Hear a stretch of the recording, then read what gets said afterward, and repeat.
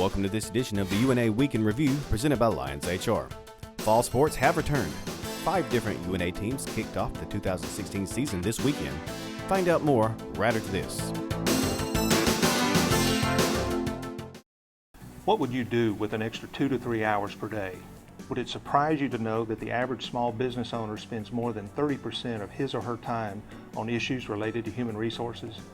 At Lions HR, we've helped hundreds of business owners lower their employment costs while giving them back the time they spend on such things as hiring and training the right employees, sourcing affordable employee benefit plans, providing the right workers' compensation insurance, developing effective workplace safety plans, and employee retention strategies.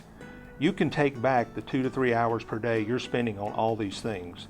Contact Lions HR and let us show you how.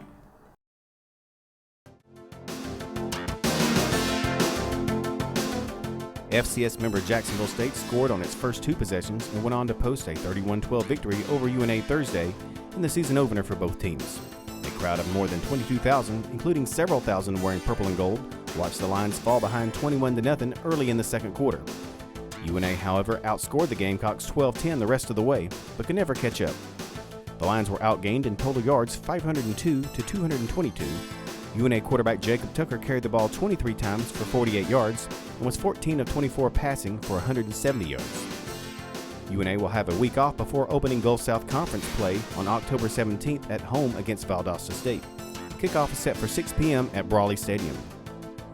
The UNA volleyball team opened the season with a strong showing at the UNA Volleyball Classic. The Lions posted a 4-0 record at Flowers Hall, knocking off Martin Methodist, Northwood, Tiffin, and Trevecca Nazarene.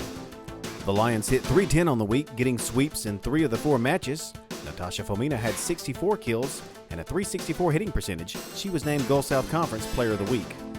Jessica Austin also recorded a .459 hitting percentage and totaled 34 kills on the weekend. Setter Jayden Davila McCleary added 162 assists, while libero Ashtyn Kapovich notched 60 digs. UNA will be back in action next weekend, playing 4 matches at the University of Indianapolis Invitational. The UNA soccer team is still seeking its first goal of the year after falling twice to open the season. The Lions lost a 3-0 decision at second-ranked Columbus State before falling 1-0 to Eckerd 2 days later in overtime. UNA was outshot 33-17 over the weekend. Goalkeeper Kate Webster made 9 saves.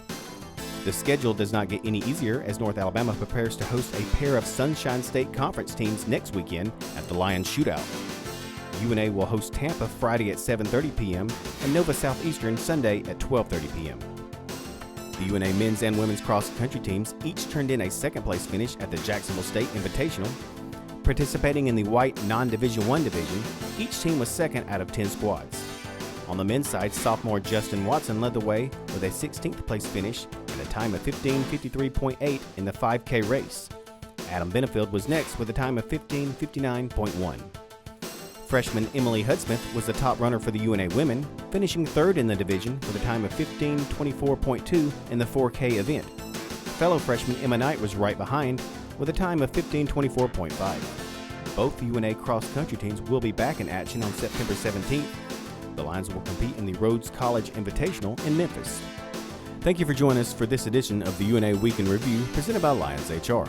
I'm Shane Herman. Stay up to date with all of UNA athletics by going to www.roarlions.com.